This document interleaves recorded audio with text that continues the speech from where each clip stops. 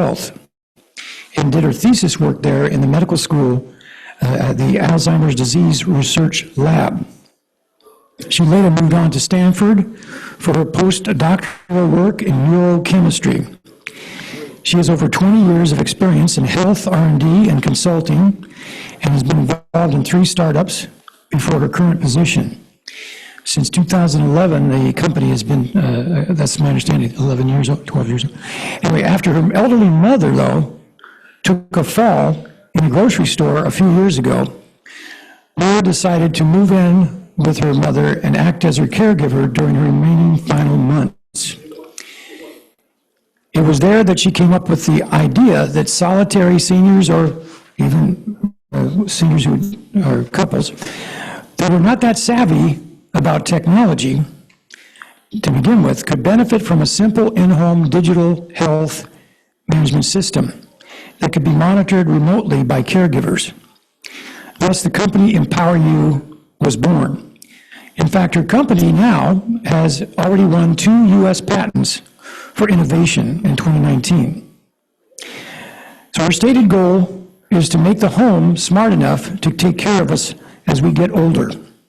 Without further ado, let me present to you Laura McIntosh, PhD.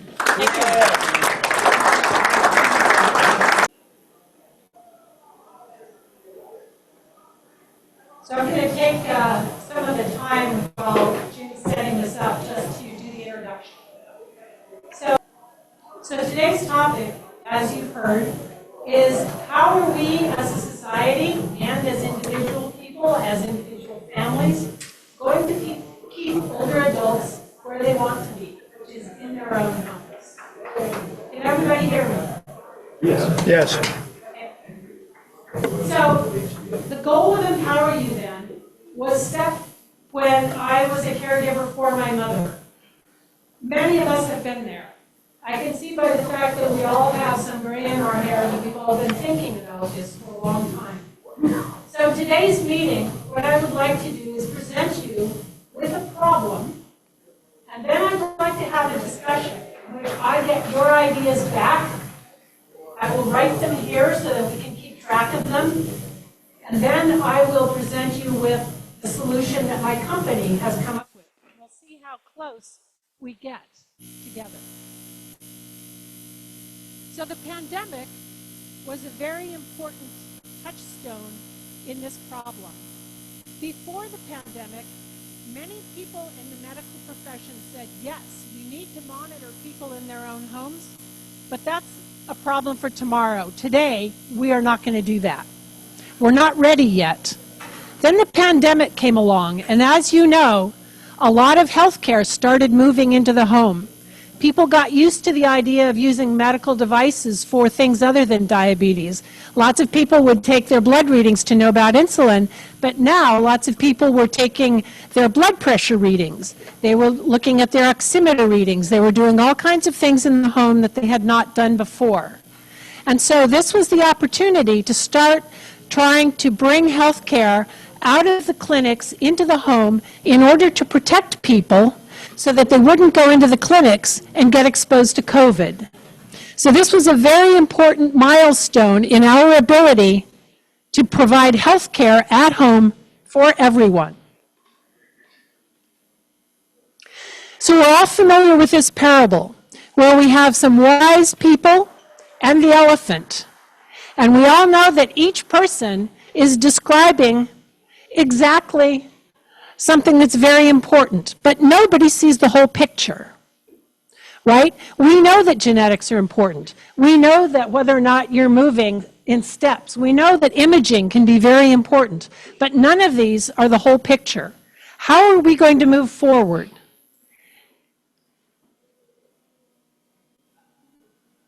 Can we?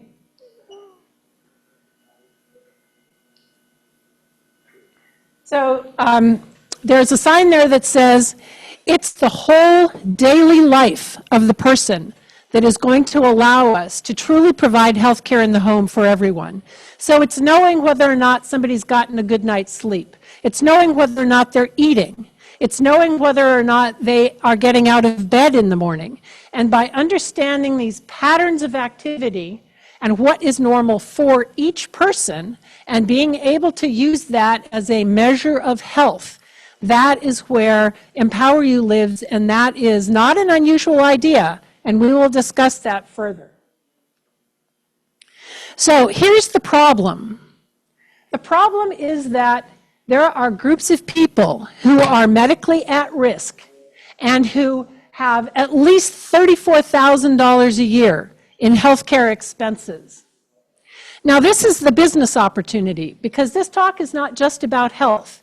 It's about how do you create a business that is going to solve this problem. So if you have somebody that's high cost, the business opportunity is to reduce that cost so that somebody is willing to pay for it. And if you can reduce the cost of this person by reducing emergency room visits, hospitalization days, time in a skilled nursing facility, and you can reduce that $34,000 to maybe $20,000 by having the healthcare system spend $2,000, $3,000, that's a good return on investment, and that is a business. So the top 1% of people can cost $200,000 a year. That's an excellent business if you can spend a couple $1,000s and keep them in their own homes. This is a very important part of the business. 8 million US adults over the age of 75 live by themselves. They often have multiple chronic conditions. They're very high risk of falling or of not getting out of bed in the morning. If somebody falls and is on the floor for a period of hours, there is a linear correlation between the number of hours they're on the floor and their likelihood of being able to return back home. So our ability to know that somebody has fallen and to get them help right away is not only good for the healthcare system that now can treat somebody and send them home again, but of course, all of the people who want to be in their own homes want to go back there and not to a skilled nursing facility for the rest of their lives. Readmission rate is a very important business concept. This literally says that 1 out of every 4 or 5 people in this age group that is released from the hospital will return back to the hospital within a month. And the Medicare, Medicaid systems will penalize the hospital for that. That's how they make sure that somebody is ready to leave the hospital and they don't get shoved out before they're ready, right? So if somebody comes back to the hospital, then the hospital facility will get charged a certain amount, a certain percent, depending on the rate of readmissions. So if they can reduce that rate of readmissions by understanding what's going on in the home and making sure that somebody is healthy at home before they head into the emergency room, this is a very important financial advantage for the hospital system. But many people in this group don't like technology. They don't use smartphones effectively. I've talked to many different people in emergency rooms who say, yes, there are older adults who have smartphones, but mostly they just use it to call somebody, like a phone, right? They don't have apps, they don't collect data on themselves. So the statistics that say many older folks have phones, that's not the question. Are they using them effectively for their health? So many of them also don't like wearables. I can't tell you how many times I've heard somebody say, well, give them an Apple Watch. Okay? Fine. But are they going to wear it? There's lots of ladies who say, that's big and ugly. I'm not going to wear that thing. Right? There's lots of people who put it on and they're used to this idea that a battery will last for a year. No, you have to charge an Apple Watch every 2 or 3 days. And even more if you're using the GPS feature. So the question is this group of people the right group for the technologies that are currently in use today to provide health care in the home? Wearables don't work, smartphones are limited, and nobody wants to be watched by a camera. So this is the problem. how are we going to take care of people? Is this a human problem? Are we each individually responsible? Or is this a societal problem? What are your thoughts? I've heard societal. Both. Okay. All three. Okay. So what does that mean? What does that mean as a business? What is this business opportunity? What does it look like? And who is going to pay? Is the family going to pay? Yes.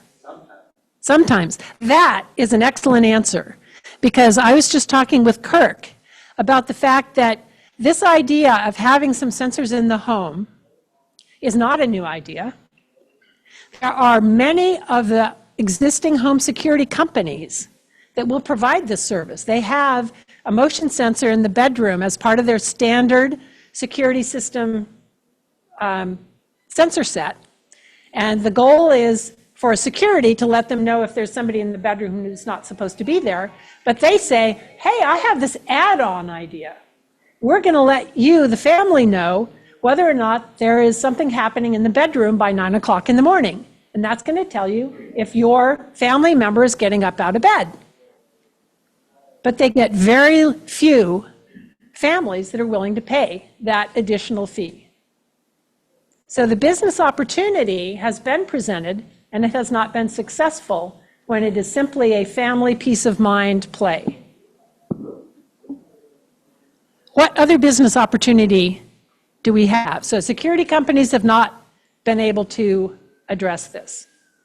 What are the other possible business opportunities? You guys have thought about this. Insurance companies. Insurance companies.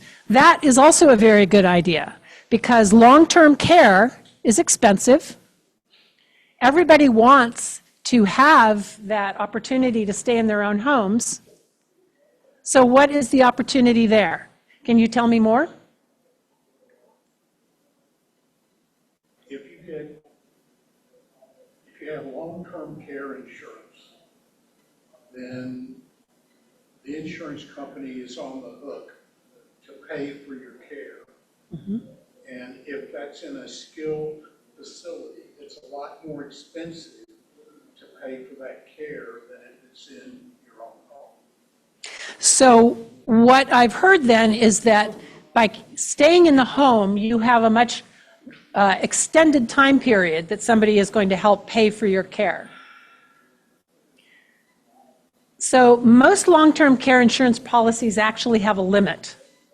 So what that means then is that if you have, for example, $300,000 to spend, and it's going to cost you $100,000 to be in a nursing facility, you've only got 3 years of care before you're done.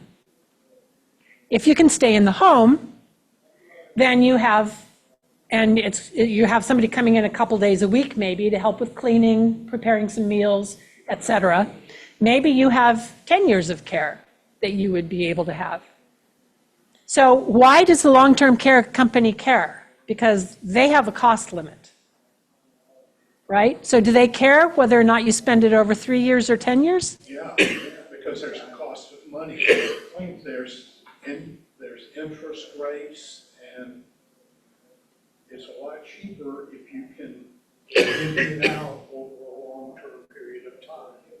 You have the, oh, there it is.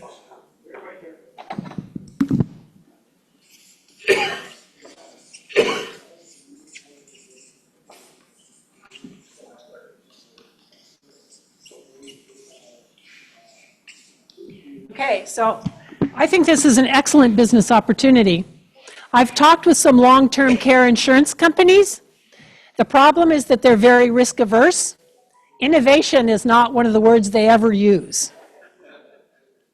So the question is, how can you get a system up and running so that it can be validated and that long-term care company is interested in rolling this out to their population because their reputation is at risk, right? That's fair enough. But insurance is not a business that likes risk. So let's have some ideas. How are we going to get started so that we become eligible for long-term care insurance companies? Computer monitoring devices. Tell me more, please. So that people, if there's relatives that come in, or if they have some kind of situation, relative, there's problems with not having to be there. So are you talking about cameras?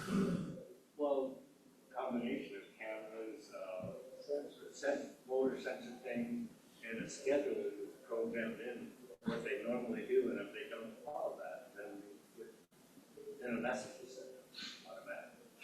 So what the proposal on the table is a sort of pre-existing pattern that expects certain things in the home, that is used for monitoring, such that if the person deviates from that, the camera doesn't pick them up in the kitchen, the front door is not opening and closing, then somebody will be called to help the person. Is that a fair description? Another additional thing is you could have the schedule of people that do come in, and if they miss their schedule, then another one. So if people are supposed to be coming into the home, let's just say one of the adult children coming to check in, or a paid helper coming to check in, that person needs to put their badge into the system and go from there. Or have a known schedule. Have a known schedule. Okay? Yeah, and there are already pacemakers that talk to their phones and let you know if there's any change in heart rate or even the battery or anything like that.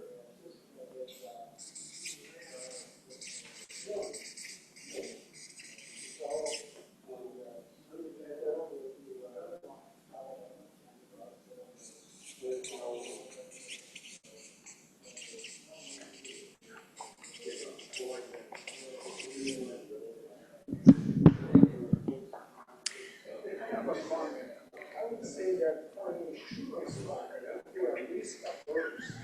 I think the risk we're more concerned about is the lack of a human person to deal with the unknown unknowns. Because there are a lot of them. So I would say probably to get this started, there is something like one of those self-driving car models where they drive around reporting with a driver in there. So have somebody in the home at the same time that you're experimenting and see the things that can happen. Otherwise, you're going to install something and you're going to run into the problems you already know about. Because that's what you plan for. So what I've just heard is that a system is going to have unknown unknowns. And so we need a human being on site when the system is being developed in order to validate the conclusions of the system. Okay? Elderly user-friendly devices to monitor health. So what does user-friendly mean? Elderly eating. So For example, instead of Apple Watch that is not, even easy to read, it may be a big screen with a lot of buttons and monitoring devices that help the person who can touch the button on the wall and communicate what she wants to express. Maybe she's hungry. Maybe there is no food. Okay, so what I've heard is elderly friendly means ease of use. And for that, it has to have friendly things like large text, opportunity to interact in a way that that person is familiar with. Let's just say voice-enabled maybe, or a touch screen so that somebody doesn't have tiny little buttons to deal with. Okay? Like Alexa, Okay, so Alexa is voice. And voice is one of the things that's very, artificial intelligence. and some AI. Okay, Rob. The thing that really drives anything in this country is building a better mousetrap. The one constant is, I don't think anybody wants to go to a nursing facility. Okay. Nobody. No nursing facilities. So was built that proves that this can help not do that or stall doing that for 5, 6 years. There's people out there with money that will invest in this. Business enterprise, okay? Because it works and it makes money and it's going to be a whole flock of people who are going to do it. And once that starts happening, because a lot of elderly people have money, they just don't have family, or they don't have the ability to stay at home. So you get a private equity firm that backs this and invests in it and starts working, then everybody's going to jump on it. The government, the county, everyone, insurance companies, because it's just good business, like you said. So I think we're going about this the wrong way. I think the other way is better. Build it, make it work, better mousetrap, and the world will all say, hey, I want some of that. Even Europe and other places, other first world. So what Rob has just said is the build the better mousetrap analogy will work here. If you've got software and you have to pay for hardware, there has to be upfront money, right? You can't, I mean, the whole thing about software really is that you have to build the product before you can prove that it works. So getting that money up front and getting started is still the problem. Yes, it is. But there's a lot of sharp type people out there with money that want to make more of it. Yep. That get a hold of this idea to say, hey, this is something we need to look at. So, as I said earlier, this idea is not new. Remember I mentioned that security companies were on this, a decade ago or more, saying, we will tell you whether or not there's activity in the bedroom in the morning before 9 o'clock, and you, the family, are going to pay for this because you want to know that your relative, friend, whomever, is getting up in the morning. And they got no takers. And I can tell you that as a person who's trying to be entrepreneurial and innovative in this field, when I talk to somebody with money, they say, I've heard this already. We funded it 10 years ago and it went nowhere. And I have somebody telling me every week that I have a sensor that I'm going to put in the home to monitor older adults, and it just never happens. Why are you different? Why are you, empower you, going to be the successful company in the field where everybody has been trying to do this for over 10 years? No, I mean, it's perfectly legit. So, yes. I have one comment. Japan's taking a totally different approach. They are deploying humanoid robots to take care for their elderly. So, a humanoid robot like the Tesla robot, they're working on their 3rd generation robot, is easily strong enough to pick up a human being with no trouble. So if you have to have assistance getting out of bed, the robot could pick you up and help you into your wheelchair. He could also come into the room in the morning and see if you're moving, and he could then report to another agency and call 911 on your behalf. We aren't far from having robots deployed in your house, and when the robot's job is done, he would go back to the agency and be assigned to another elderly person. It seems like, looking at Japan, they're like 20 years ahead of us on this problem, and the US is slowly moving this direction, but we don't know it yet. So it seems like we should be taking a lesson from Japan. So this is a very important point, and there's 2 factors to that. The first is that Japan has the average oldest age of any country on the planet. So they are well ahead of us in recognizing the problem and in addressing it. They're a technological society, so robots are very important. They also have a very low birth rate. And that's important because if you expect your family to take care of you and there's no family, then the robots are the solution. But what I want to orient you back to is this. If we're not expecting the family to pay, who is going to pay?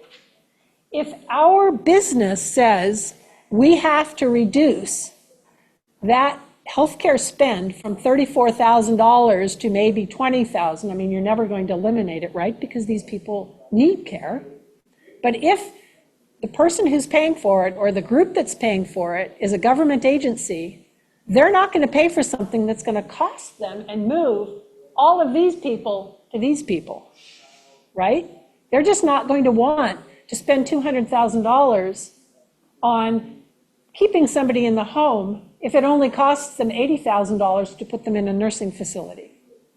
So we have to have somebody who's on the line to pay for it that we can say, this is a business. We have to have a return on investment that makes sense in order to have any customers. Kirk. Kaiser, Healthcare Advantage, Medicare Advantage programs, they can manage claims. That's the primary focus, right? Managing costs. And they are obviously all the private insurance carriers, Kaiser, Medicare itself, take on that as a value add. Make more competitive against the other HMO. Right. Okay, so this is also a very important point, which is there are two strategies in American healthcare at the moment. One is the traditional fee-for-service. It says that every time you visit the doctor, have a test, do whatever, the healthcare system gets paid.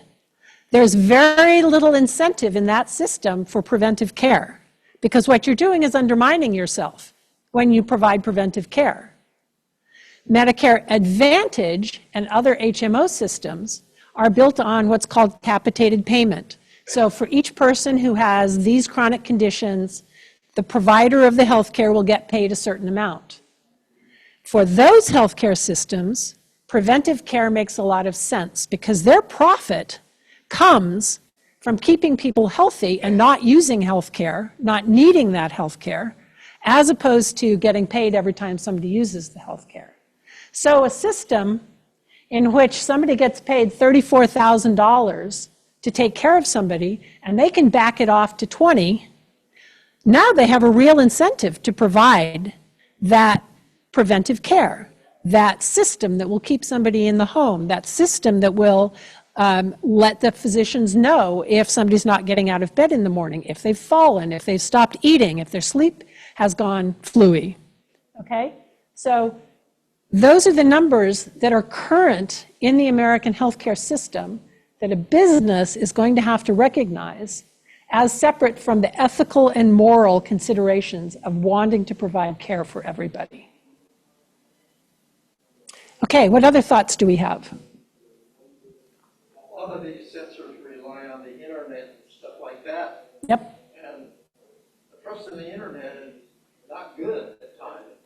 I mean, General Motors have their cars telling your insurance company, oh, you drove too fast, or you were braking frequently because guys were running stop signs or whatever. And, you know, you get this 20-page thing that you have to say, yeah, I agree with all this. And you just throw your hands up and say, the less by the internet, the better off I am. You know, I've had my identity stolen a couple of times. You know, I'm pretty dubious at times. So I'm totally on board with that. Trust. Trust is a major issue. And how are we going to solve that? I have no answer to that, other than the difference between the data in a car and healthcare data, according to law, is that healthcare data is not allowed to be sold to third parties. It's not allowed to be used for marketing. So at any point, if we consider this system that is keeping somebody safe in their home to be healthcare data, the company will have to live on the money that it gets for revenue from the known sources and not from the unknown sources. So back to the unknown unknowns, if it's healthcare data, it's covered by HIPAA, it is not allowed to be used by third parties or sold to be third parties. Not that that's a panacea, but at least it's a legal requirement that will have repercussions if the company chooses otherwise. Yeah, the protections are better when United Healthcare had a PV panel, right? If I look up, you know, I have allergies and I want to over-the-counter medicine, suddenly I'm going to be spammed with a lot of things, you know, buy this, buy that, buy that. And it's frustrating, basically. I will sign up for the group that is paranoid. I completely agree with you. I have locked down my credit scores. I have, I simply expect that my data is out there, period. There's no way that I'm going to live in today's society and not have somebody know my social security number, et cetera, et cetera. It's a cost benefit, right? Now we're back to business again. If I want to live in my own home, what am I willing to endure? Am I willing to have a camera or not? Am I willing to have a motion detector? That's better than a camera in my world. And if it means the difference between staying in my home or not staying in my own home, of spending 3 days on the floor before somebody discovers that I've fallen, that's the trade-off that I'm being confronted with. And as a person who signs up to be considered paranoid, that's what I'm telling people. This is about consent. What is the cost benefit to you of having the system in the home? And literally, somebody will say, no, no, no, no, no, right? Then they fall. And the next week it's yes. Because now they've been on the floor for 2 days. Now they recognize that they are literally at risk. And the equation, the cost benefit has changed. So now I'm a business. How am I going to understand when the answer was no and has now become yes? How am I going to know that? Because the first person, the first company that approaches that individual after that transition is going to have the sale. So what other ideas do we have then for a business, and how are those going to be connected to my customer? Can we make it a subscription model where we can pay for it in advance? Yes, so a subscription model is very popular with investors. It certainly reduces the barrier to entry. Many security companies, for example, will provide you with all the equipment and all of the service and everything for a monthly charge to prevent you from having to pay for the equipment up front to lower that barrier. So subscription service makes a lot of sense. But who's paying? So family pay. Okay? Rob? The individual will pay. We all, most of us that have been in this room have 401ks in our age. Mm-hmm. We're saving them for, guess what? We have to go to a nursing home or whatever, right? Yeah. So if there was a subscription type thing where you said, you can put X number of dollars into this pot, and you'll still get X number of % growth on it. However, it goes towards when you get to the point that you need assistance, to provide so forth and so on. I think a model like that might be attractive. So personal pay is certainly important. We had a number of people here today saying, this is a societal problem. So what happens when there are people who don't have a 401k that's going to support it? Then who pays? Okay, all right. So who is that? That's Medicare, right? So now we're back to, how do we convince the federal government that it's worthwhile to spend $1,000, $2,000 putting a system into the home that will, by consent of the individual in the home, understand whether they're moving around, whether they're eating, whether or not they're sleeping is effective. Now, if you're going to have a monitoring system, somebody has to get that information, right? It can't just go into the ether. You can't have an alert sound that said, Mr. Smith didn't get out of bed this morning, and nobody knows that. That makes no sense. So if you have a business, there has to be somebody on the other end. Who is that? Who would be the most relevant group of individuals to get that information? The caregivers. Is that a family? Is that medical? Does that go directly to an ambulance? Who should get that information? Combination. Family caregivers. So most systems like this will have a triage list. So they'll say the first person to call is, my daughter. Second person to call is whomever. But if this is a healthcare play, because we're addressing the question of cost There's a system for value-based care that says every individual should have a care manager. That would be a person who is not necessarily a doctor or a nurse, but whose job it is to monitor whether or not this high-risk, high-cost person is effectively healthy at home. There is a paper that I give to anybody who's interested, especially investors, that shows that a system like this, that was tested in Massachusetts in 2017, reduced the cost per person per month by $600 to have a system like this in a home with a care manager whose job it was to make sure that any alerts from the system were seen and responded to. So at $600 per person per month, that means approximately, we'll just call it $8,000 a year, that were automatically being saved just with that strategy. And that was through reduced hospitalizations, fewer ambulance rides, fewer emergency department visits, and so forth. So there is evidence that a system like this would be a cost savings. I have one comment here. You know, right now, if you have been reading the Mercury News in the last week, if you're in a long-term facility and you fall out of bed, they don't pick you up. They call 911 because of their insurance liability, and the fire department comes out and they pick you up for it, and then you are billed by the fire department for the paramedics coming out to take care of this. Yeah, it's all very bizarre. Okay, so given the time, I'm going to continue, and I'm going to show you what Empower You has put together, keeping in mind the problem that we've been discussing, the need for a payer, the need for a responder, the need to have the family caregiver involved, because of course it is truly the family caregiver that keeps somebody in their homes, right? They help with finances, they help with the grocery shopping, they help make sure that everything gets taken care of. This just popped in my head. The family caregiver can be anywhere. Sure. You could be in New York, the person could be in California, vice versa. Yep. That's one option, one advantage. Yep. Because like all my family's on the East Coast. Mm-hmm. I'd love to be a caregiver. I've been a caregiver, but it's long distance. Yep. It's very ineffective. Yep.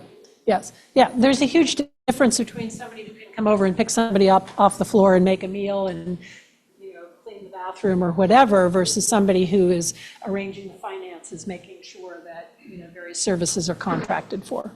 Absolutely. Okay. So here's the problem. There's being called a silver tsunami, right? People with white hair are going to completely inundate the healthcare system and society if there's not a solution. So the market for a solution for people who are both low income and older that cost $34,000 a year, this would be a business worth over $9 billion a year. The market of people over age 75 who live alone and who therefore have frailty and some fall risk is a $6 billion market.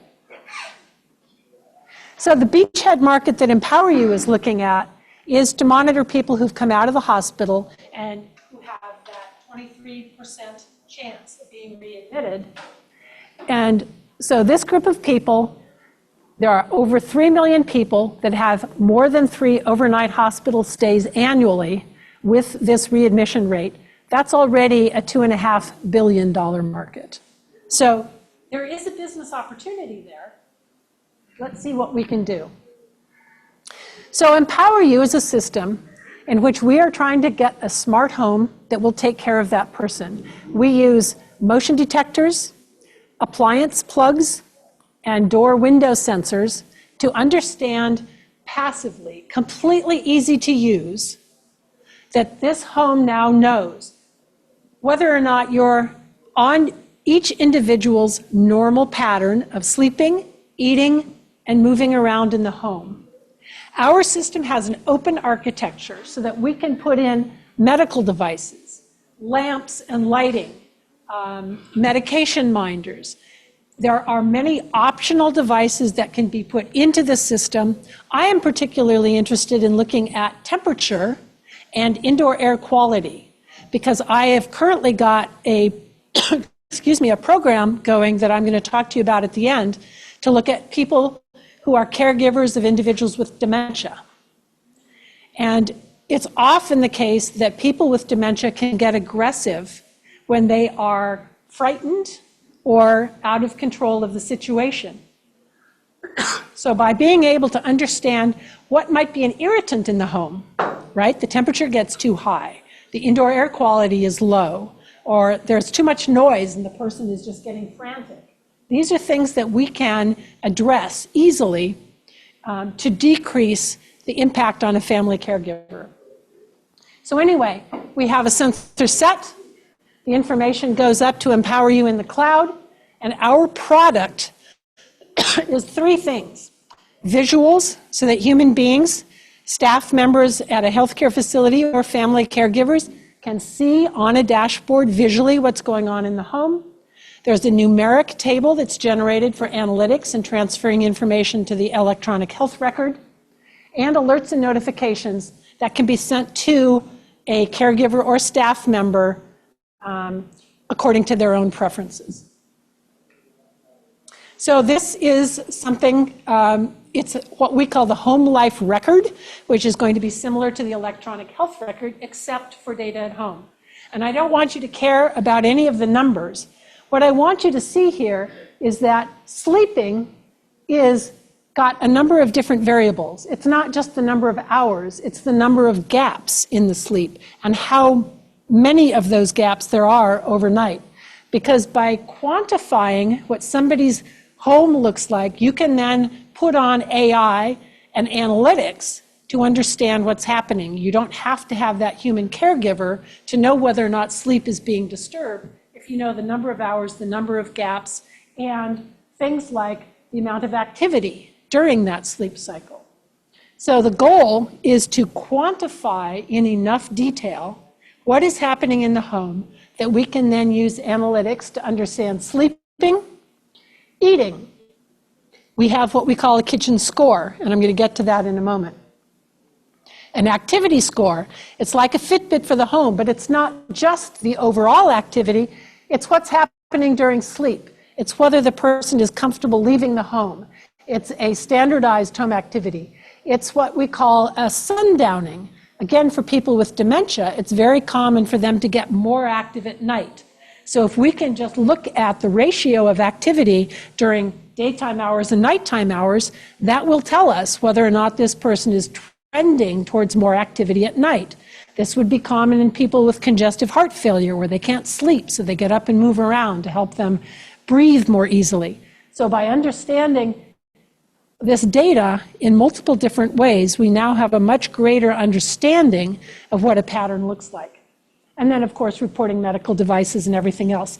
And this is all automated and passive so that the person does not have to remember to push a button or to do anything else. So we talked about the fact that there are many different companies out there that are trying to do this. And we have to differentiate ourselves. So an example differentiator is eating.